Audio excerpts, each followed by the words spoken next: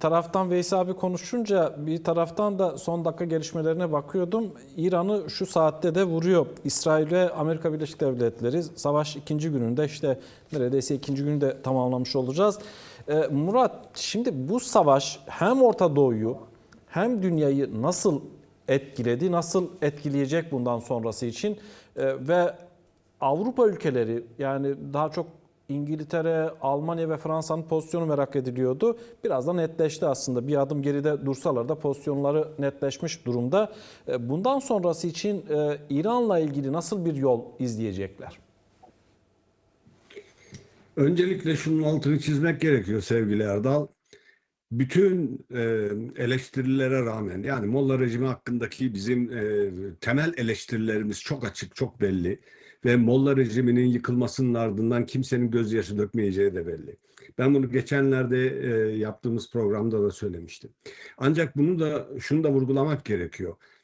Epstein koalisyonunun şu anda İran'a karşı giriştiği haydutvari saldırı uluslararası hukuka tamamıyla ters bir saldırıdır. Bunu hiçbir şekilde meşru kılmamak gerekiyor. Bu Molla rejimini savunmak anlamına gelmez. Özellikle bugün zannedersem Fehim Taştekin'in yayınladığı kısa bir video var. Ben o videoda söylediklerinin altını çizerek başlamak istiyorum. Şimdi ciddi bir hibrit savaşla birlikte öncesinde de yürütülen şeyde bugün İran'a karşı girişilen bu saldırı bölgeyi yangın yerine çevirebilecek bir potansiyele sahip. Ki nitekim birçok ülkelerde bombalar patlıyor, bunu görüyoruz. Dahası dünya çapındaki gelişmelerde çok ciddi de sonuçlar açabilir. İlginç olan nokta ise biliyorsunuz Avrupa Trump yönetimine karşı, Donald Trump'ın çıkışlarına karşı böyle muhalif pozisyonlarda duran bir görünüm sergiliyordu. Ama gördük ki Macron, Friedrich Merz ve Britanya Başbakanı Starmer'in birlikte yaptıkları açıklamada şöyle diyelim, yani saldırıya uğrayan bir ülkenin Murat izninle bir şey düzeltelim. Murat izninle duyabiliyor musun beni? Arkadaşlar. Evet, duyuyorum. Tamam, arkadaşlar fark etti, düzeltecekler. Lütfen devam et Murat, kaldığın yerden. Buyurun. Yani şunu söylemek istiyorum. Bugün Avrupa Birliği ve Avrupa'nın önde gelen ülkeleri Amerika Birleşik Devletleri'nin tam anlamıyla bir vasalı haline gelmişlerdir. Yani bir taraftan demokrasiyi, işte değerleri, eşitliği savunan, uluslararası hukuka sahip çıkalım, kurallara dayalı düzeni yürütelim diyen bu Avrupalılar şu anda İsrail ve ABD'nin haydutvari girişimine destek çıkıyorlar. Bu, yani Avrupa'nın gerçek yüzünü göstermek açısından çok önemli. Şimdi buradan ne çıkacak? Bunu da görmek gerekiyor. Buradan çıkacak olan nokta benim tahminime göre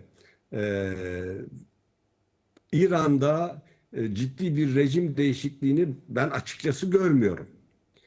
Çünkü 86 yaşındaki Hamenei'nin öldürülmesi çok büyük bir değişime yol açmayacaktır. Ki İran devleti bu konuya zaten hazırlıklıydı. Yani çok kısa bir zamanda ardından gelecek olanları sıraladı. Kimler göreve gelecek? O açıdan rejim değişikliğini yapabilecek içten bir güç yok.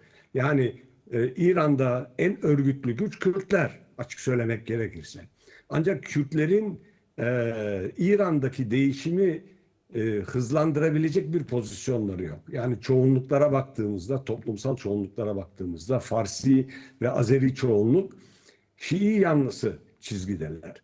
O nedenle Şah'ın oğlunun da oyuna getirilmesi, Almanya'da mesela 2 ay önce kurulmuş bir derneğin yüz binlerce insanları İranlıyı sokağa dökmesi ne kadar tuhaf bir şeyse, ki bunun arkasında işte gizli servislerin, Alman devletinin desteğinin olduğunu da görüyoruz.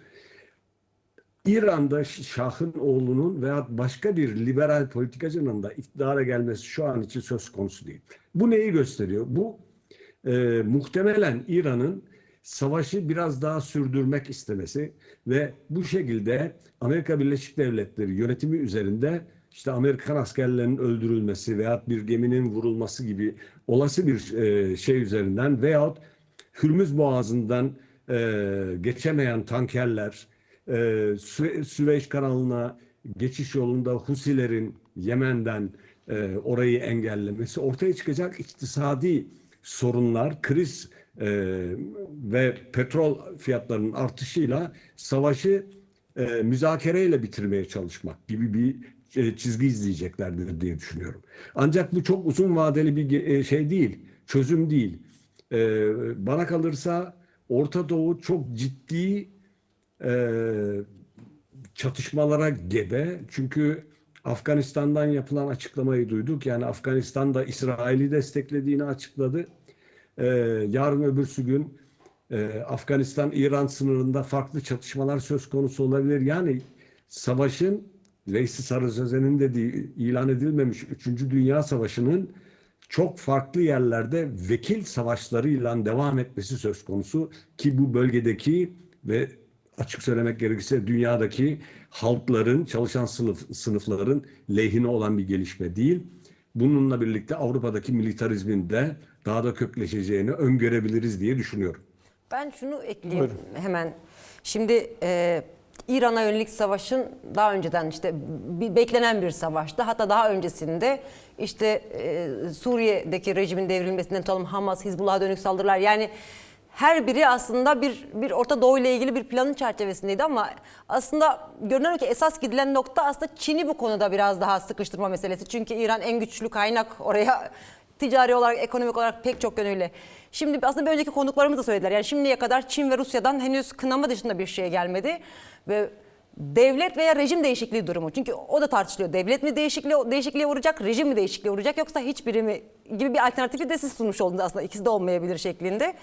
Şimdi bunların olması durumunda tam da Amerika'nın istediği ve İsrail'in %100 tırnak içinde güvenliğinin sağlandığı bir rejimle beraber bunun Çin açısından da tablo negatif anlamda gidecek. Dolayısıyla bu savaşın devamı durumda Çin ve Rusya ne durumda olur? Biraz ben bunu merak ediyorum aslında. Yani öncelikle şunu söylemek gerekiyor. Yani gerek Pekin'den yapılan açıklamalara gerekse de Moskova'dan yapılan açıklamalara baktığımızda şu anki gelişmeden çok çok fazla rahatsız değiller. Yani kendilerine olumsuz etkide bulunacağını düşünmüyorlar veyahut en azından böylesine bir yorumlama var. Ha bu ne kadar doğru olur onu bilemem. Ancak Çin Halk Cumhuriyeti'nin çizgisi sadece İran'la bağlantılı değil, Afrika'da söz konusu. O açıdan Çin Halk Cumhuriyeti'nin yeni İpek Yolu yani yeni kuşak ve yol projesine baktığımızda bu Amerika Birleşik Devletleri açısından sorunlu bir gelişme. Zaten o yüzden 2011'den beri Hint-Pasifik bölgesine yoğunlaşmış durumda. Bütün askeri gücünü oraya yığmaya çalışıyor ve Avrupalılara siz Rusya ile Ukrayna ile uğraşın diye görev veriyor. Rusya'nın şu anda içinde bulunduğu durum Ukrayna meselesinde fazla adım atamaması, olayın pat şeklinde devam etmesi.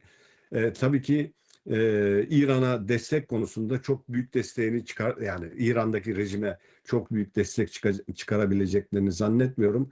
Ancak Çin Halk Cumhuriyeti'nin bugüne kadar vermiş olduğu yani rejime teslim etmiş olduğu silahlara baktığımızda bu gerek şey açısından olsun yani toplumun rejime bu saldırılar sonucunda daha fazla destek çıkması üzerinden olsun gerekse de elindeki silahları tam olarak kullanmaması gibi bir gerçekle karşılaştığımızda Çin bu konuda çok rahat ve rejim değişikliği olacağını Pekin'dekiler de pek beklemiyor gibime geliyor. O nedenle bu kısa bir sürede olabilecek bir şey değil. Çünkü İran'daki rejim değişikliğini gerçekleştirmek için ABD ve İsrail'in kara harekatı başlatması lazım. Başka türlü İran'da bir rejim değişikliği söz konusu olamaz. Yani şu anda Önceki görebildiğim kadarıyla konuklarımız şunu toplumsal söylediler tabii. çoğunluklara baktığımız. Çok özür dileyerek kısa bir önceki konuklarımız da şunu Tabii. söylediler. Bu bahsettiğiniz kara operasyonun olmaması demek aynı zamanda aslında İsrail ve Amerika'nın iç dinamiklerden bir beklenti içerisinde olması. Yani halkın ayaklanmasıyla beraber belki kara harekatına ya da savaşına ihtiyaç duymayacağı yönünde bir yorumu da beraberinde getirdi esasında. Ama Tuğba arkadaş, şimdi şöyle bir durum var. İran'daki toplumsal muhalefet çok karmaşık bir muhalefet. Yani bir önderleri yok, bir politikaları yok. Her ne kadar halkın mücahitleri işte Kürtlere de özgürlük verelim gibilerden bir takım bugüne kadar neredeydiniz, niye böyle bir şey talep etmediniz de, diye sorarlar insana. En azından ben Kürt olsam onu sorarım. E, Ortada liderlik edebilecek bir öncü güç yok. Bununla birlikte muhalefette olan gruplar baktığımızda, Bazarcılara mesela baktığımızda, reformist olarak nitelendirilebilecek gruplara baktığımızda bunlar rejimle çok rahat bir şekilde yeniden işbirliğine hazır olabilirler. Bir de şöyle bir durum var. Benim görebildiğim kadarıyla İran'daki halklar, Kürtler konusunda çok iddialı değilim ama Azeriler ve Farsiler ki toplum çoğunluğunu oluşturuyor.